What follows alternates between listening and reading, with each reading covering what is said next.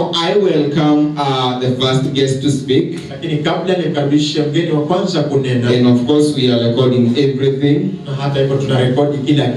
Hallelujah. Hallelujah. So you are going to have your pen and also your notebook. Where you are going to write the scriptures. And also first, before I go to that part, our today's program, our today's program was supposed to start at 10 a.m. But we are a little bit late. We are late a little bit. But tomorrow we are going to start early. And because many people will be around, 8 a.m. we start devotion. In the mighty name of Jesus. Let us clap to Jesus. Hallelujah. So before I invite the guest, the first guest, I want to say the following. We are doing this conference for the second time. And you all people remember we had another conference last year, but one that is 2016 around August. And we thank God so much because there are tangible fruits since that conference happened. Hallelujah. Hallelujah. And we thank the Lord so much because Marie was a participant in that conference. And we were longing for the second. Then they have come. Hallelujah. Hallelujah. If you see our poster, the original poster for the welcome that we produced, we had a theme of Isaiah 35. Isaiah 35, that is verse 10. The verse 8. Isaiah 35 verse 8, and that's where I want to begin. I just give up the preamble. Then we are going to invite the guest. Hallelujah. Hallelujah. So I want to read Isaiah 35. Hallelujah. Hallelujah. And also we are going to get the Swahili Bible also. I have a Swahili Bible here, just a minute, so that we can begin.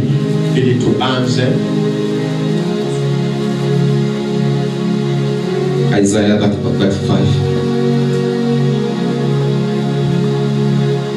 So we are beginning Isaiah 35.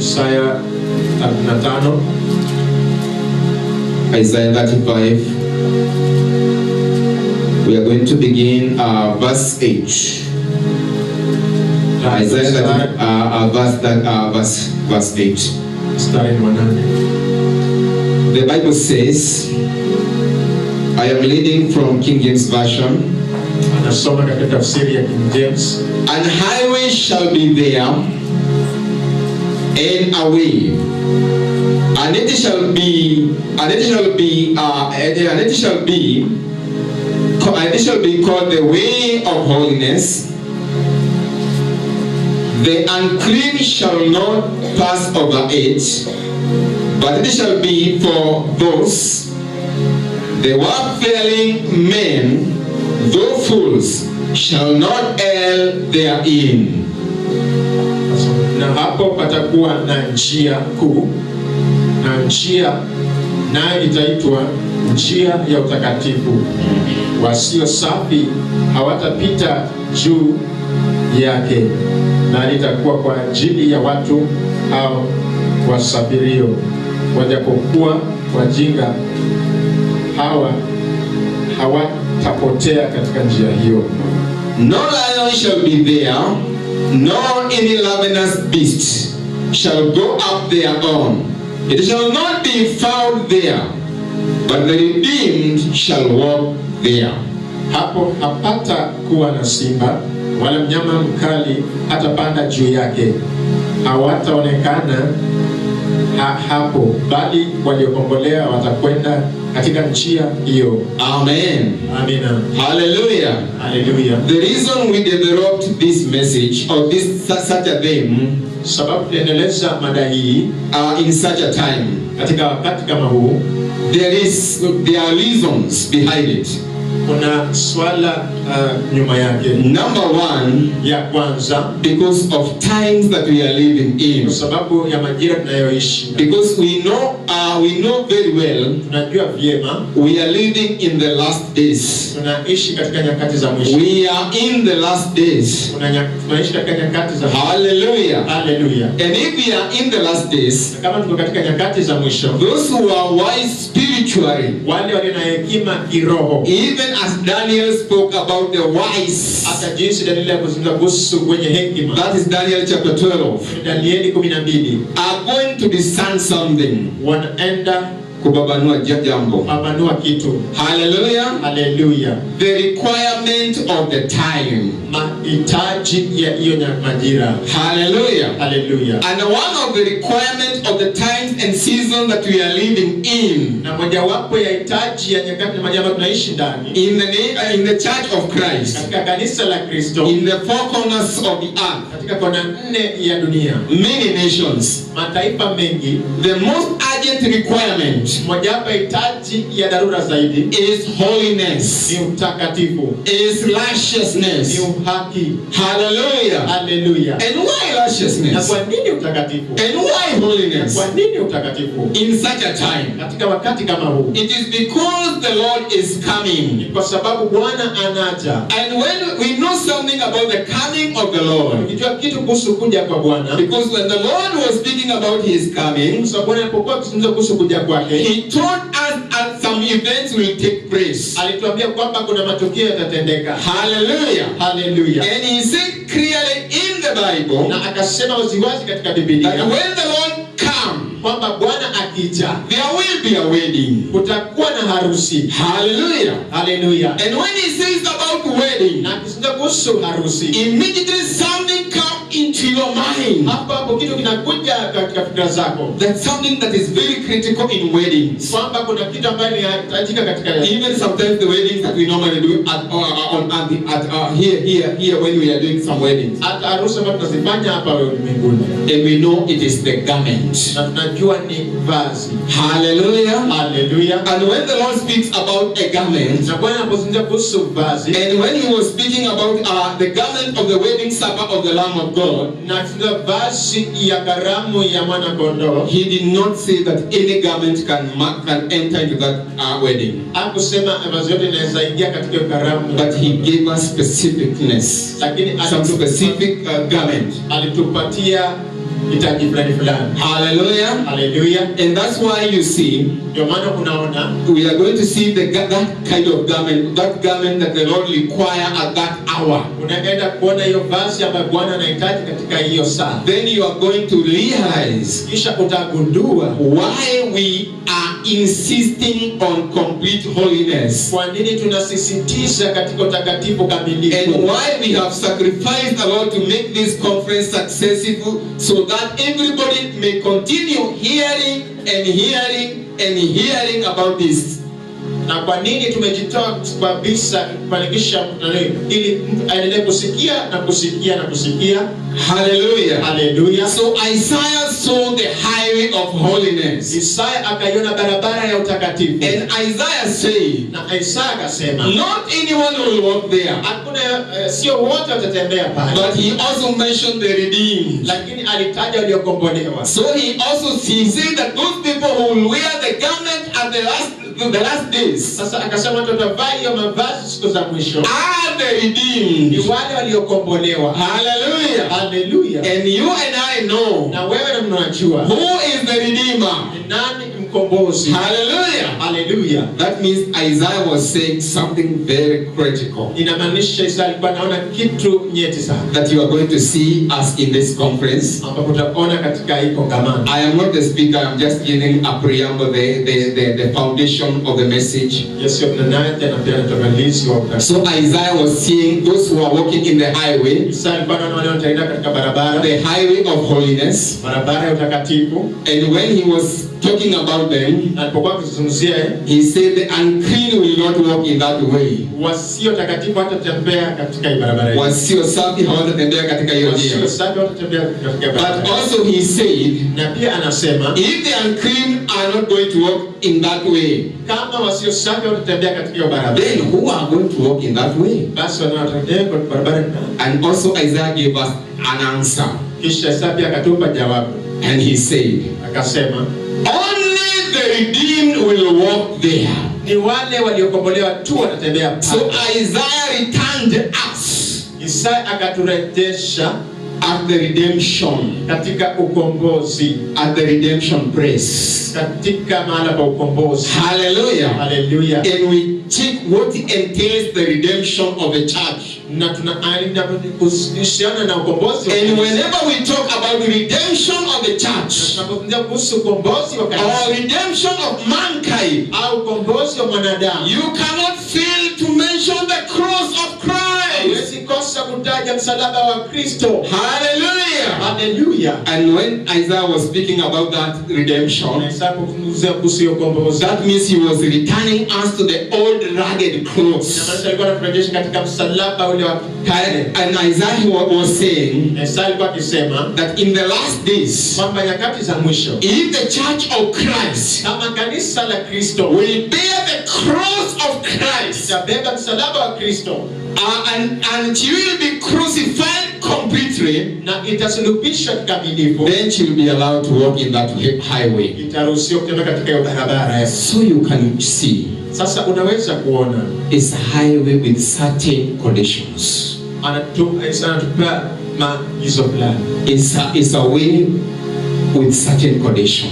Ni njia Iliyo na masharti fulani. masharti fulani. Hallelujah. Hallelujah. That not anybody. Kwamba sio mtu yoyote, It is for those people ni wale watu who will bear the cross of Christ. ambao watabeba msalaba wa Kristo. Hallelujah. Hallelujah. It is for those people Wale watu that they are going to remember the blood of Jesus Christ, wataikumbuka damu ya Yesu Kristo, the blood that was shed on the cross. damu iliyotirika msalabani. That means those who are going to walk in that highway, Mwisho wale watembea katika barabara they are not modern people.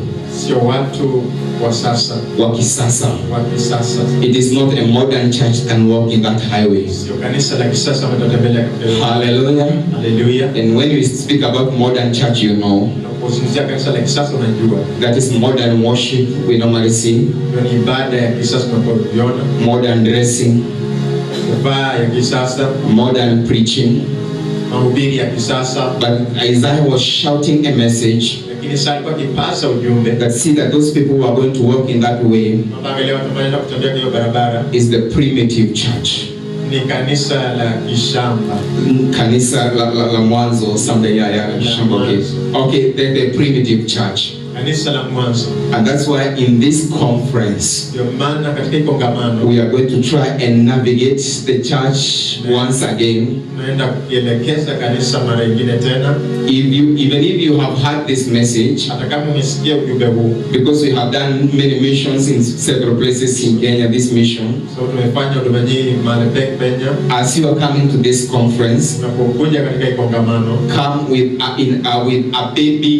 baby heart, kuja na moyo wa kitoto, an innocent heart.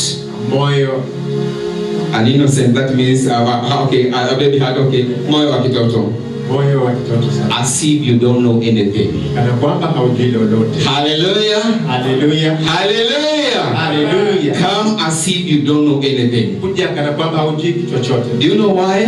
Unajua kwa nini? Because now you'll be hungry for righteousness, Kwa sababu utakuwa na kiu ya uhaki, and you will be thirsty for holiness, na kwamba utakuwa na kiu ya utakatifu, and you will hear more.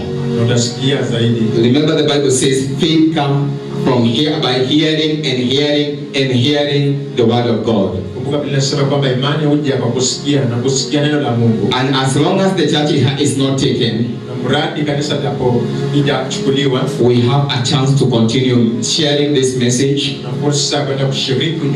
with the world. So Isaiah was saying that the redeemed church will walk in that highway. So as we are anchoring this conference for 3 days, we are also going to speak about the cross of Christ and the importance of the old ragged cross and the blood that was shed on the cross and its power. Hallelujah. Hallelujah. And as we lead about all that, because many speakers are going to share with us, and we have developed that thing that we may walk in, we may flow in the same direction, because we have realized the Lord has woken us.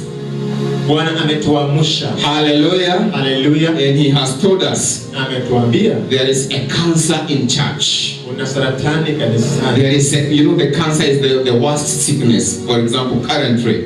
Hallelujah. There is a cancer in the church. And the gospel that is fueling this cancer, it is the gospel of prosperity. Hallelujah. Hallelujah. The gospel that makes people comfortable in sin. The gospel that makes people forget the cross of Christ. The gospel that makes people forget holiness and fear of the Lord. And that's why we have said in the Complete Holiness Conferences, we are going to speak about the holiness of the Lord only, and the cross of Christ, and the Holy Spirit, even as we continue. Let us clap to the Lord Jesus. Hallelujah. Hallelujah. So when Isaiah was seeing all this, he was also seeing a church. Hallelujah. Hallelujah. And that church will be able to stand, because also he talks about the remnant church, because this gospel is not popular all over, even in Kenya, wherever. It is for few. Hallelujah. Hallelujah. Let me read another scripture as we are preparing to welcome the guest. Why are we speaking about holiness? That is the only question I am asking and trying to answer. Hallelujah. Hallelujah. And let us read Revelation, the book of Revelation chapter 19. Revelation chapter 19. I am going to read only one verse, 2 verses there. Hallelujah. Why are we speaking about this holiness? Verse 7 says, let us be glad. Revelation again, Revelation 19. Verse 7. Let us be glad and rejoice and give honor to Him, for the marriage of the Lamb is come, and His wife has made herself ready. And to her was granted that she should be arrayed in fine linen, clean and white. For the fine linen is the righteousness of saints. Na tufurahi, tukashangilie, tukampe utukufu wake, kwa kuwa harusi ya mwanakondoo imekuja, na mkewe amejiweka tayari, naye amepewa kuvikwa kitani nzuri ing'arayo safi, kwa maana kitani nzuri hiyo ni matendo ya haki ya watakatifu. Hallelujah. Hallelujah. This is the reason also. Hii ndio sababu pia. Hallelujah. Hallelujah. The reason we are speaking about holiness. Sababu tunazungumzia kuhusu utakatifu. And we have developed such a theme. Na pia tumezindua mada kama hii. Because the Lord speaks about his wedding. Kwa sababu anazungumzia kuhusu harusi yake. And when he is speaking about his wedding, anapozungumzia kuhusu harusi yake, he speaks about a linen, white linen. Kuhusu kitani safi nyeupe. Hallelujah. Hallelujah. And when he speaks more about that linen, anapozungumzia kuhusu hicho kitani, he says that linen is the lusciousness of the saints. Anasema hicho kitani ndio haki ya watakatifu.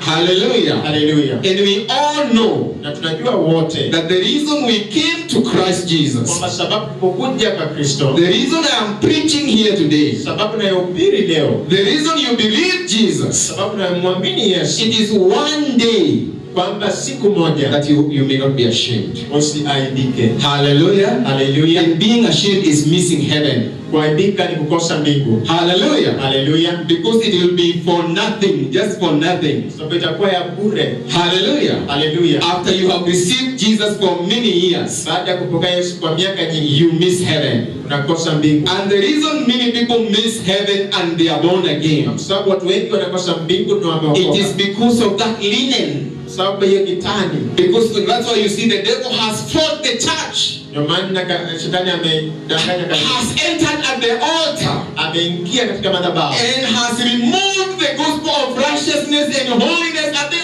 altar. Na ameondoa injili ya uhaki na utakatifu kwa madhabahu. And that's why many people are going to hell. Ndio maana watu wengi wanaenda jehanamu. And that's why we are sacrificing.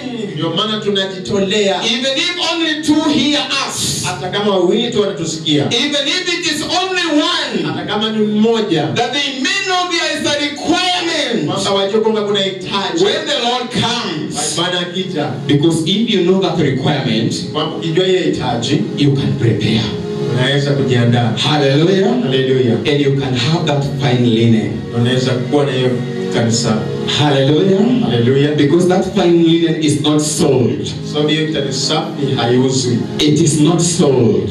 Haiuzwi. But it is given with a certain condition Lakini apewa na masharti fulani. that you are going to maintain it. Kwamba unaenda kuidumisha. Hallelujah. Hallelujah. Until the day of the wedding. Mpaka siku ya harusi. So the reason we are speaking about holiness Sababu tunazungumza kuhusu utakatifu and righteousness, na uhaki, it is because of that requirement. kwa sababu ya hiyo hitaji. So don't be mistaken, please. Usikosee hapa. We have come for this conference, Tumekuja katika hii kongamano, and we have come to prepare for the kingdom of God. tumekuja kujiandaa kwa sababu ufalme wa Mungu. So what you are going to hear, Unachoenda kusikia, the Lord will require you to put it, you have to reserve it well. Bwana atataka uihifadhi vyema. Because one day it will be realized, Sababu siku moja itatimilizwa. and also our hand will be clean.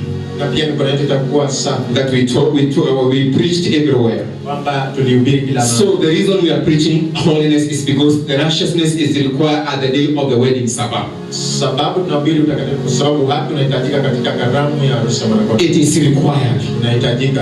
And that's why you see that he said the wife has made herself lady. Maana nasema bi harusi amejiweka tayari. And she is not naked. Na asiyo uchi. She is not wearing black. Havai nyeusi. She is not wearing green. Havai kijani kibichi. But she is wearing white. Lakini anavaa nyeupe. White represent holiness. Nyeupe inadhihirisha utakatifu. Hallelujah. Hallelujah. White represent righteousness. Nyeupe inadhihirisha uhaki. And white represent uprightness. Na nyeupe inadhihirisha hakunyooka. unyoofu. And white represent the fear of God.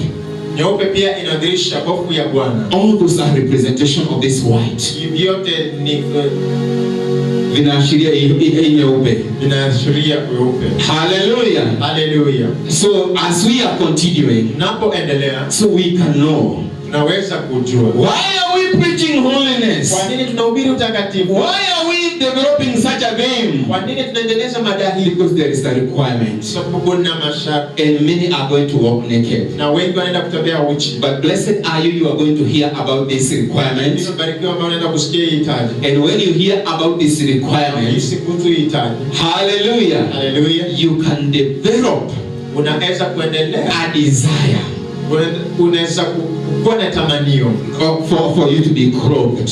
ili wewe uvikwe. And if you are clothed, Na kama umevikwa, you can develop a desire unaweza kuwa na tamanio and pray for wisdom. na kuomba hekima. And you say, Lord, Useme Bwana, help me to maintain. saidie kudumisha. Because there are two requirements. So kuna matakwa mawili. First is for you to get the gown Kwanza ni kupata hiyo vazi or the white linen. ama kitani safi. The second work is to maintain it, Ya pili ni kuidumisha. that your garment may not be spotted. Ili vazi yako isitatizike. Hallelujah. Isitiwe madoadoa. Hallelujah.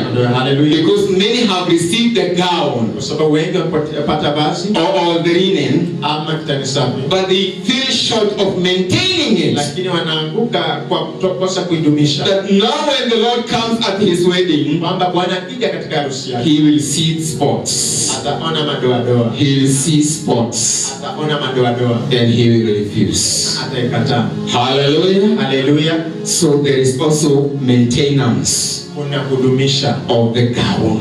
ya vazi. Hallelujah. Haleluya. Revelation, that is still Revelation chapter 16. Now I'm just giving the preamble, the foundation. Anapeana tutangulizi.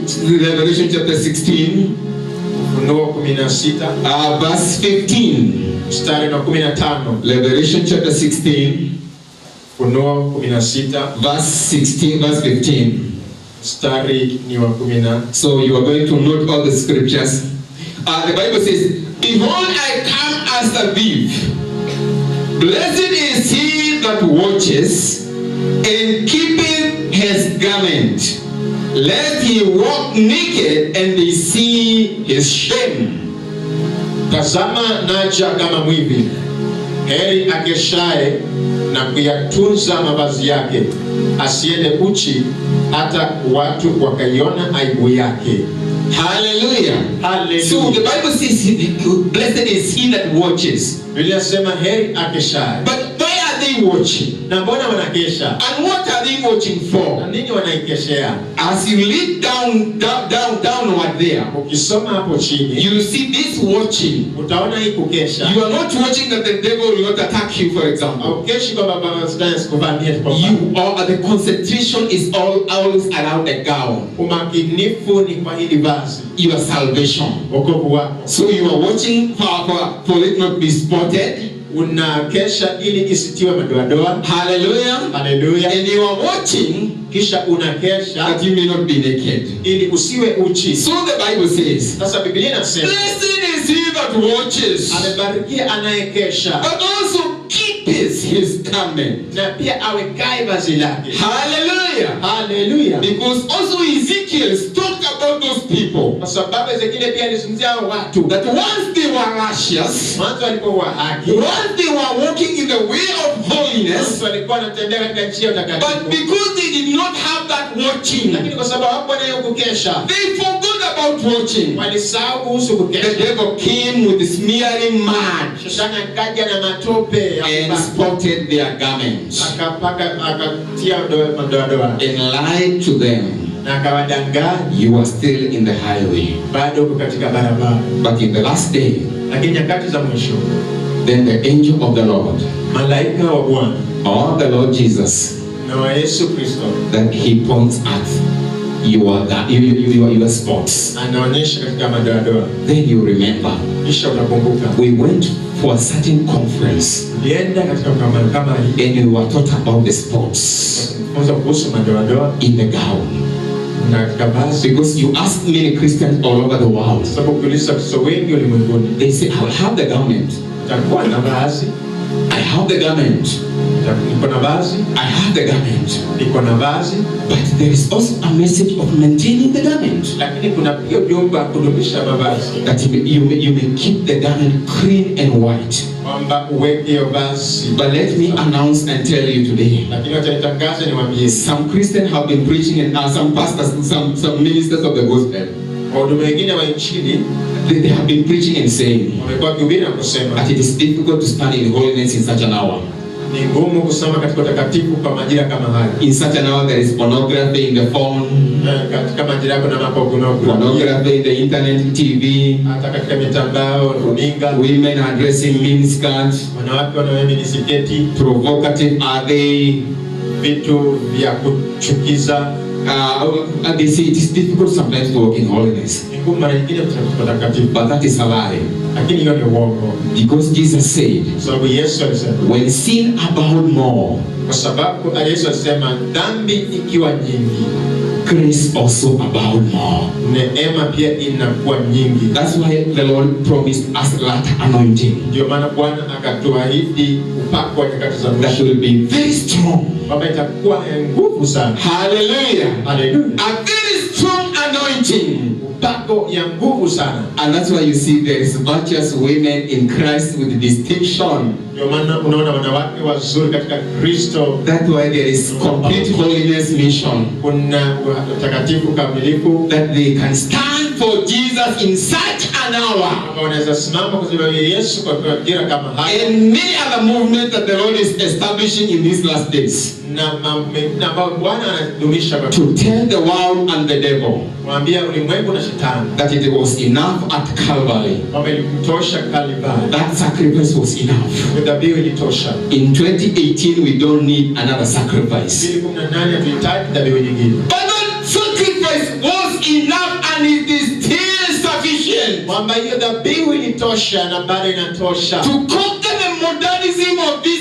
hour. Utawala usasa wa saa hii. To conquer the false prophets. Utawala nabii wa uongo. To conquer everything. Utawala kila kitu. And establish truth in the house of God. Na kudumisha ukweli katika nyumba ya Mungu. That cross is still powerful. Hiyo msalaba bado ni ya nguvu. That blood is still powerful. Hiyo damu bado ni ya nguvu. Do you believe? Tunaamini. Hallelujah. Hallelujah. Do you believe? Tunaamini. Let us clap to Jesus. Hallelujah. I am on the preamble because the verse just take us to the lunch. Hallelujah. So that's why we are speaking about holiness. Hallelujah. Hallelujah. That there is power hidden somewhere. And we are unlocking it in this conference. And Jesus spoke about the latter anointing also. And many prophets spoke about the latter anointing. That when that anointing touches the church and touches the servants of God all over, they will be zealous of holiness. They will be zealous. And also they will be willing. They will be willing to pay the price. Hallelujah. Hallelujah. They will be willing to pay the price. In the mighty name of Jesus. So the reason we are talking about this, it is because there is a requirement of keeping our garment. Hallelujah. Hallelujah. The last scripture before I welcome the guest. When you read about the book of Ephesians, Ephesians chapter 5. Hallelujah. Ephesians chapter 5. Hallelujah. Ephesians chapter 5. I am going to read verse 25. Hallelujah. Hallelujah. Then you see the need of this conference, the need of this seminar, the need to discuss about the holiness of God,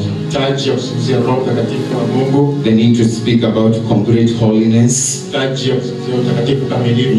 half holiness. Hallelujah. Hallelujah. Complete, that means that is complete. And that's why you see the gown of the wedding is complete. Hallelujah.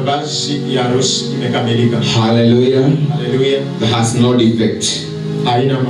Because the lamb that was taken in Egypt was a perfect lamb. And they were told to look for a lamb without blemish. Aliambiwa tafute mwanakondoo bila. Don't look for the lamb that is sick. Usiangalie mwanakondoo mgonjwa. Don't look for the lamb that is lame. Usiangalie mlemavu. But look for the lamb that is complete. Angalia mwanakondoo kamilifu. Healthy. Baino afya. Hallelujah. Hallelujah. In that lamb slaughter, hiyo kuchinjwa kwa mwanakondoo, it will be fit for sacrifice. Itakuwa sawa kutoa dhabihu. And they call it Passover.